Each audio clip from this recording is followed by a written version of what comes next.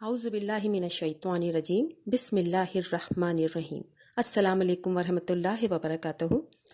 आज मैं आपको इस वीडियो में बताऊंगी कि अगर किसी शख्स को बद्दुआ लग जाए तो उसकी अहम अलामात और निशानियां कौन सी होती हैं।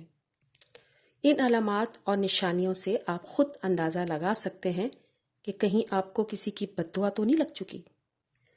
ये याद रखिए कि मज़लूम की बद्दुआ फ़ौरन अर्श तक जाती है और कबूल भी कर ली जाती है। अब मैं आपको बद्दुआ लगने की 3 अहम अलामात बताऊंगी और साथ साथ उसका इलाज भी बताऊंगी।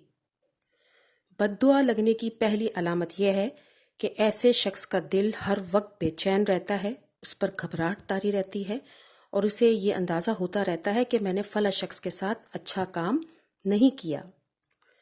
बद्दुआ लगने की दूसरी अलामत यह है कि ऐसे शख्स का हर काम से दिल उठ जाता है, किसी भी काम को दिल लगाकर कभी नहीं करेगा।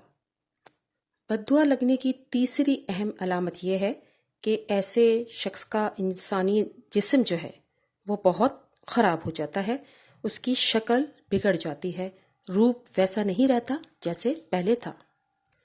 ऐसे शख्स का जिस्म भारी हो जाता है, उसके बच्चे नाफरमान हो जाते हैं और उसके अलावा शौहर भी बिल्कुल इज्जत नहीं देता।